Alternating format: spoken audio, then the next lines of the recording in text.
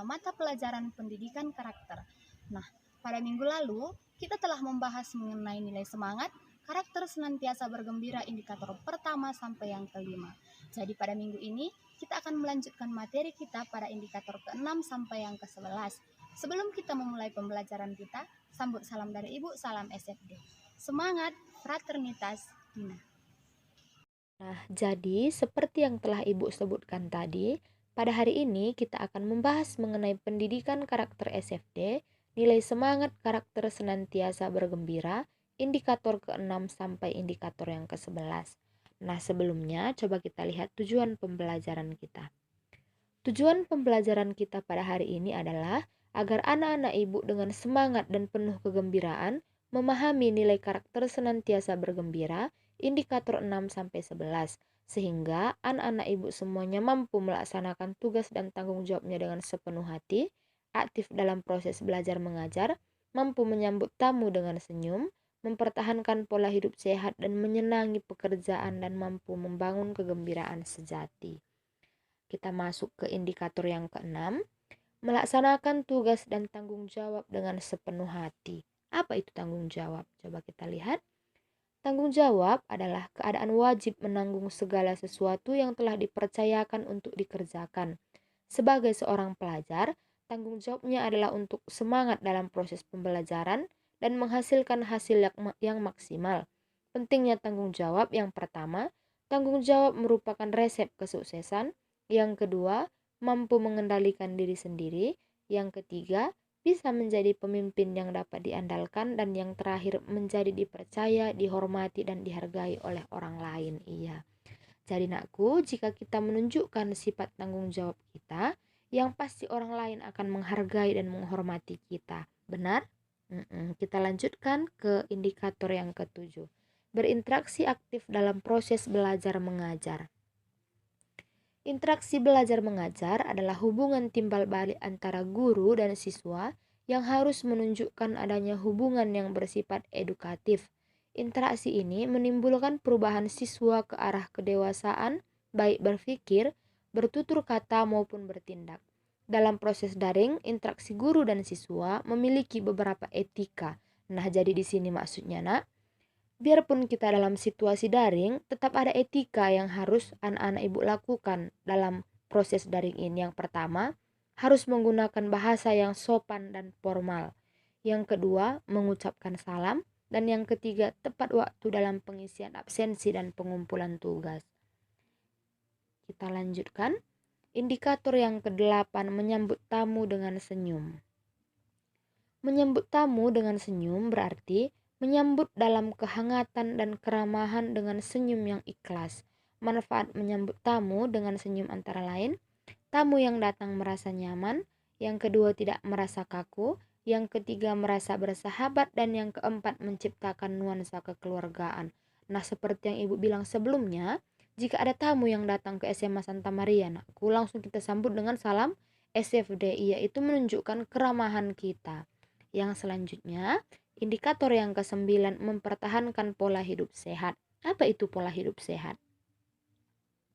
Pola hidup sehat adalah gaya hidup yang memperhatikan segala aspek kondisi kesehatan, mulai dari makanan, minuman, nutrisi yang dikonsumsi, dan perilaku kita sehari-hari. Pola hidup sehat dapat dilakukan dengan mengkonsumsi makanan yang mengandung zat gizi, berolahraga, dan beristirahat secukupnya. Manfaat pola hidup sehat yang pertama, membuat tubuh menjadi lebih sehat.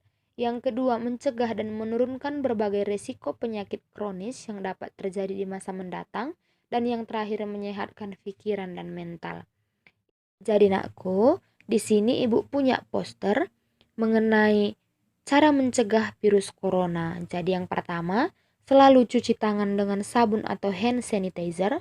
Yang kedua, selalu gunakan masker. Yang ketiga, menutup mulut dan hidung menggunakan tisu saat bersin dan batuk. Jadi kalau bersin atau batuk itu mulutnya ditutup, bukan ditaruhkan lagi ke muka kawannya ya. Yang keempat, makan dengan gizi yang seimbang seperti buah dan sayur. Yang kelima, jaga jarak dan hindari kerumunan. Untuk sementara nggak perlu dulu nongkrong-nongkrong nakku. Yang selanjutnya, bila demam, batuk, pilek, dan sesak napas, segera ke fasilitas kesehatan. Iya, Kita lanjutkan. Yang ke-10, menyenangi pekerjaan. Bagaimana dikatakan menyenangi pekerjaan? Menyenangi pekerjaan berarti melakukan tugas atau pekerjaan dengan senang hati dan tulus sehingga menghasilkan hasil yang memuaskan.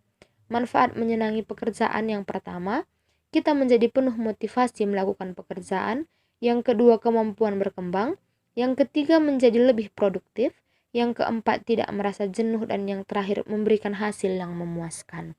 Oke, jadi di sini Ibu punya informasi mengenai gaya belajar, nakku. Jadi bisa kita lihat yang pertama, visual.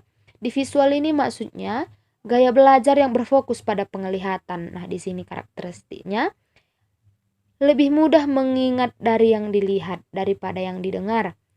Lebih suka membaca daripada dibacakan, berbicara dengan tempo agak cepat, cukup peduli dengan penampilan, lebih menyukai melakukan demonstrasi daripada pidato, sulit untuk menerima instruksi secara verbal kecuali ditulis, dan yang terakhir tidak mudah terdistraksi dengan keramaian. Yang kedua, auditori. Kalau auditori ini, dia gaya belajar yang mengandalkan pendengaran.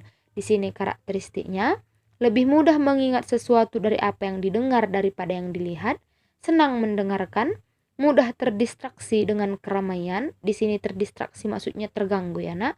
Yang selanjutnya, kesulitan dalam tugas atau pekerjaan yang melibatkan visual, pandai menirukan nada ataupun irama, senang membaca dengan mengeluarkan suara, dan biasanya merupakan pembicara yang fasih. Yang terakhir, gaya belajar kinestetik. Gaya belajar ini gaya belajar yang melibatkan gerakan. Jadi dia lebih suka untuk mempraktekkan gitu dia, Nak. Karakteristiknya menyenangi belajar dengan metode praktik.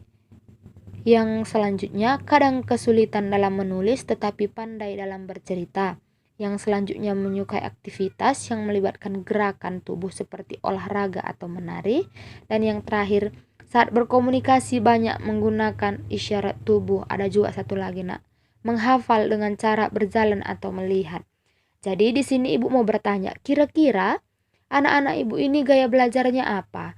Jadi gaya belajar ini, Nak, tidak hanya cukup satu, bisa juga dia visual auditori, visual kinestetik, dan yang lainnya. Oke, kita lanjutkan. Yang ke-11, membangun kegembiraan sejati. Apa itu kegembiraan sejati?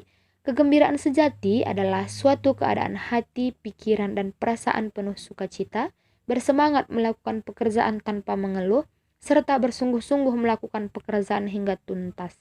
Dengan membangun kegembiraan sejati, maka kita menghasilkan hasil yang positif, menghasilkan produktivitas dan gaya kreativitas yang tinggi.